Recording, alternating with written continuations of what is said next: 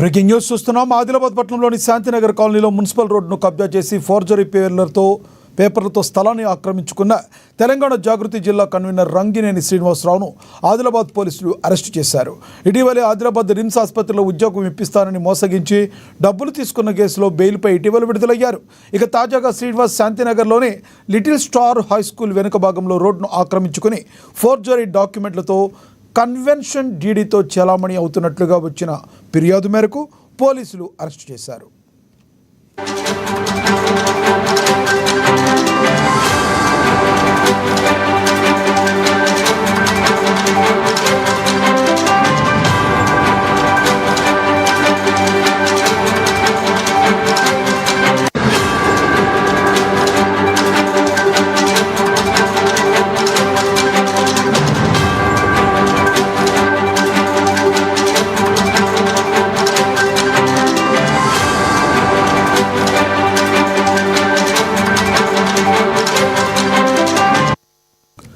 ఆదిలాబాద్ పట్టణంలోని శాంతినగర్ కాలనీలో మున్సిపల్ రోడ్డును కబ్జా చేసి ఫోర్జరీ పేపర్లతో స్థలాన్ని ఆక్రమించుకున్న తెలంగాణ జాగృతి జిల్లా కన్వీనర్ రంగినేని శ్రీనివాసరావును ఆదిలాబాద్ పోలీసులు అరెస్టు చేశారు.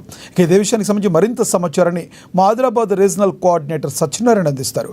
సత్యనారాయణ, చెప్పండి, ఈ అరెస్టు వెనుక ప్రధాన కారణం ఏంటి? ఇతను ఆల్రెడీ పోలీస్ స్టేషన్కి ఒక కేసులో వెళ్ళొచ్చినట్టుగా తెలుస్తుంది. అసలు ఏం జరిగిందంటారు? Lakshminath, good evening. అయితే పట్టణంలో ఉన్నటువంటి తెలంగాణ జాగృతి జిల్లా కన్వీనర్ రంగినేని శ్రీనివాసరావును అయితే పోలీసులు అయితే అరెస్ట్ చేసినట్టుగా మనకు సమాచారం అందింది.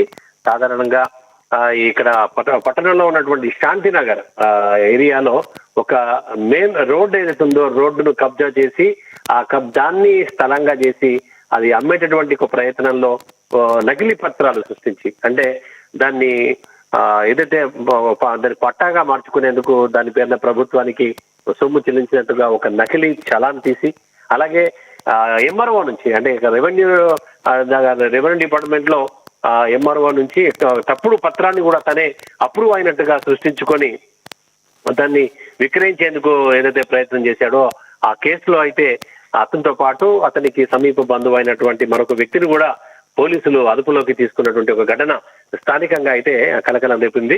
అయితే దీంతో పాటు ఇంతకు ముందు కూడా శ్రీనివాసరావుపై పలు ఆరోపణలు, పోలీస్ స్టేషన్ లో కేసు కూడా నమోదైనట్టుగా కూడా మనకు సమాచారం అందుతోంది.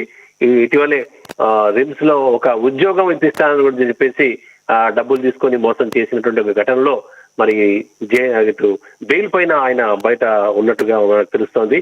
అయితే తాజాగా ఈ కేసుతో మాత్రం అతనితో పాటు మరొక వ్యక్తిని ఈ యొక్క పోలీసులు అరెస్ట్ చేసినట్టుగా అయితే మనకు సమాచారం తెలుస్తుంది.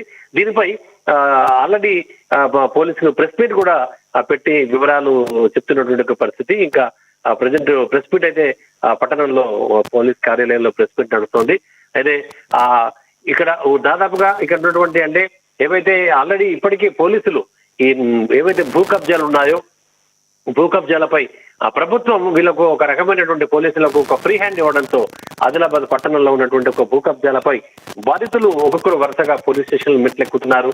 ఆ తర్వాత తమకు ఏదైతే ఆదిలాబాద్ జిల్లాలో ప్రభుత్వ భూములను తప్పుడు ధృవపత్రాలు సృష్టించి అమ్ముతున్నటువంటి కేసులు ఏవైతున్నాయో అవన్నీ కూడా బయటకు వస్తున్నాయి. అదే కోవలో ఇంతకు ముందు కూడా కొంతమంది బీజేపీ నాయకులు కూడా అరెస్ట్ అయినటువంటి ఒక సంగతి మనకు తెలిసిందే. అలాగే ఇటు బీఆర్ఎస్ కి చెందినటువంటి ఒక తెలంగాణ జాగృతిక సంస్థకు సంబంధించి కూడా కొంతమంది ఇతను రంగినేని శ్రీనివాసరావు అరెస్ట్ కావడం, ఆ తర్వాత మరికొన్ని కూడా, అంటే పోలీసులు ఎవరైనా నిర్భయంగా వచ్చి తమకు స్టేషన్ లో కనుక ఫిర్యాదు చేస్తే ఖచ్చితంగా చర్యలు తీసుకుంటామని అయితే పోలీసులు చెప్తున్నారు.